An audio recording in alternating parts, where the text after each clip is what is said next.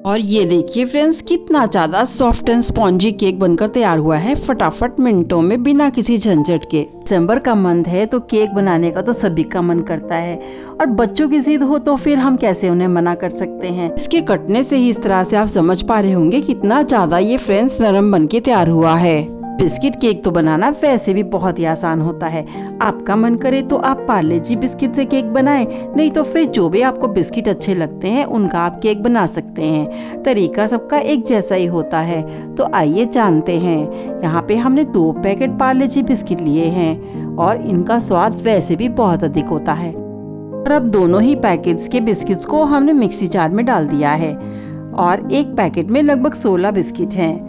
तो हमने यहाँ पे इन बिस्किट्स को जार में डाला है, लेकिन ध्यान रहे फ्रेंड्स, बिस्किट डालने के बाद हमने इसे थोड़ा सा तोड़ भी लेना है, जिससे कि आसानी से ये पिस पाए। और इसके साथ ही हमने डाला है लगभग 3 बड़े चम्मच भर चीनी, क्योंकि बिस्किट मीठे तो ये रहते ही हैं, लेकिन फिर भी चीनी डालने से केक का स्वाद थोड़ा बढ़ जाता है।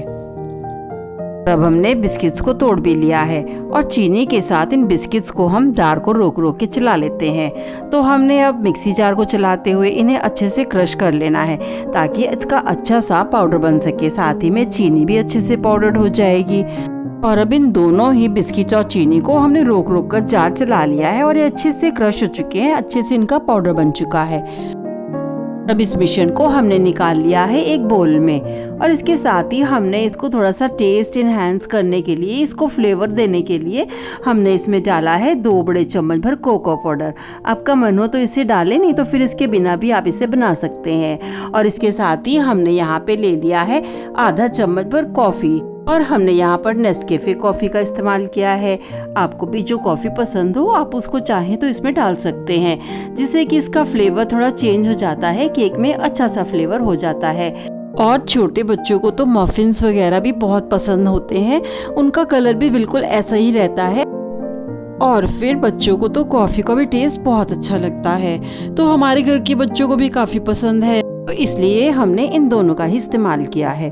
और आपको इसे अगर ना डालना हो तो आप इसकी जगह पे पिसी हुई इलायची, नहीं तो फिर आप वेनिला एसेंस, नहीं तो पाइनएप्पल एसेंस, जो एसेंस भी पसंद हो उसे भी आप इसमें डाल सकते हैं। और सारी ही चीज़ों को हमने अब मिक्स कर दिया है, और अब इसके साथ हमने डाला है खाने वाले 3 छोटे चम्मच भर रिफाइंड ऑयल। यहाँ पर हमने किसी भी एक्स्ट्रा फ्लेवर वाला ऑयल नहीं इस्तेमाल करना है, तो हमने यहाँ पे इस रिफाइंड ऑयल को डाला है। आप चाहें तो कनोला ऑयल भी डाल सकते हैं।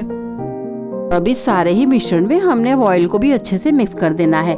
इससे होता ये है कि केक हमारा मॉइस्ट रहता है, नहीं तो फिर ऐसे रूखा रूखा ड्राई सा लगेगा, और इसका डालना इसलिए ज़रूरी होता है। और इसके साथ ही सारे मिश्रण में से अच्छे से मिक्स करने के बाद इसे हमने पहले चम्मच की सहायता से अच्छे से मिला लेना है, और अब विस्कर की सहायता से भी तरफ से अच्छे से मिक्स कर देना है। और अब ये मिश्रण हमारा बनकर बिल्कुल तैयार हो चुका है, और अब केक में हमारे मिठास भी हो गई है और मॉइस्चर भी हो गया है, तो हमें इसमें और कुछ ज़्यादा नहीं डालना होता है। साथ ही ये बता दें फ्रेंड्स कि हमने इस मिश्रण को बनाने से पहले ही अपने प्रेशर कुकर को गैस पे रख दिया है लो आंच पे, ताकि ये प्री हीट हो सके। लगभग 10 मिनट के लिए हमने इसे प्री हीट किया है। और अब क्योंकि हमारा मिश्रण ये भी बनकर लगभग तैयार हो चुका है, तो हमने फटाफट से टिन को भी ग्रीस पहले से ही कर लेना है। हमने रिफाइंड ऑयल इस पे डाला है। बटर पेपर लगाने के लिए हम इसे नाप लेते हैं, को हमने पलट के रखा है, और हम इस तरह से बटर पेपर की जो शीट से हमने चौकोर कर लेना है, यानी कि पहले एक फोल्ड करना है और फिर दूसरा फोल्ड हमने कर लेना है। सेंटर से नापते हुए तीसरा फोल्ड भी कर लेना है। बस हमें इतना ही इसमें करना होता है, और इसके बाद जितना हमारा टिन है उसके बराबर हमने निशान लगाते हुए गोलाकार इसकी गोलाई को काट लेना है, और बस हमारा बटर पेपर बनकर तैयार हो जाता है। टिन को रिफाइंड ऑयल से ग्रीस कर लिया है, और इस बटर पेपर को हमने खोल के इसमें लगा दिया है। इस पर रिफाइंड ऑयल लगा देना है, और इसके बाद अब हम इस तैयार मिश्रण को देख लेते हैं। आप चाहें तो इस केक में आप ड्राई फ्रूट्स भी डाल सकते हैं, नहीं तो फिर आप टूटी फ्रूटी भी इसमें डाल सकते हैं। तो हमने यहाँ पे टूटी फ्रूटी लेके रखी है, थोड़ा सा हमने इसमें आधा चम्मच भर मैदा स्प्रिंकल किया है, और फिर इसको हमने मिक्स कर दिया है, ताकि टूटी फ्रूटी हमारी बराबर सी केक में बनी रहे। हमने सिर्फ इसे ऊपर ही डालना है, हमने इसे अंदर नहीं डाला है। आपका बनो तो आप इसे अंदर भी इस मिश्रण में डाल सकते हैं। तैयार केक में हमने डाला है 1 चुटकी भर नमक, जिससे कि इसका टेस्ट बहुत अधिक बढ़ जाता है। सारे ही मिश्रण में अच्छे से इसे मिला देना है और अब हमने डाल देना है आधा कप भर दूध। और ये नॉर्मल दूध है, बिल्कुल रूम टेम्परेचर पे है, ना तो ठंडा ना ही गर्म। दूध को भी हमने थोड़ा थोड़ा करके सारे ही इस मिश्रण में मिला देना है, ताकि इसमें लम्स बिल्कुल भी ना बने और ये स्मूथ बैटर सा बनकर तैयार हो। लेकिन ध्यान रहे फ्रेंड्स, हमें यहाँ पे ज़्यादा दूध बिल्कुल भी नहीं मिलाना होगा। हमें दूध बहुत धीरे धीरे से मिलाना है और बस इतना ही मिलाना है कि इसमें रिबन कंसिस्टेंसी आ जाए। इससे ज़्यादा हमें इसे लिक्विड ही नहीं करना होता। अभी हल्के हाथों से स्पैचुला की सहायता से हमने सभी तरफ से इस मिश्रण को मिला लेना है। केक को सॉफ्ट एंड स्पॉन्जी बनाने के लिए हम यहाँ पे मिलाएंगे 1 पाउच इनो फ्रूट सॉल्ट और इससे केक हमारा बहुत ही ज़्यादा सॉफ्ट बनकर तैयार होता है। और इनो को इस मिश्रण में अच्छे से मिक्स करने के लिए इस पे डाला है हमने 1 चम्मच भर दूध, जिससे कि सारा ही इनो अच्छे से इस मिश्रण में मिक्स हो जाता है। और स्पैचुला की सहायता से सभी तरफ से हमें जल्दी जल्दी से चला लेना है। हमें इसमें देर बिल्कुल भी नहीं करनी होती, ताकि इनो का इफेक्ट अच्छा सा बना रहे। और साथ ही में हल्के हाथों से हमने इसे सभी तरफ से चला दिया है। स्पैचुला की सहायता से अच्छे से थोड़ा मिक्स कर लिया है। इस तैयार मिश्रण को फटाफट से हमने टिन में डाल देना है। सारे ही मिश्रण को इस तरह डालने के बाद इनको थोड़ा थपथपा लेना है, थोड़ा टैप कर लेना है और इसके बाद हमने जो तैयार की हुई टूटी फ्रूटी है उसको इस पे अच्छे से स्प्रेड कर देना है। कुकर हमारा 10 मिनट तक प्री हीट हो चुका, तो हमने इसका ढक्कन को खोल के में हमने स्टैंड या जो कटोरी रखी है उस पे हमने इस तैयार केक टिन को टिका देना है और फिर इसका फटाफट से ढक्कन भी लगा देना है। और अब हमने इसे सिकने देना है लगभग 25 मिनट के लिए।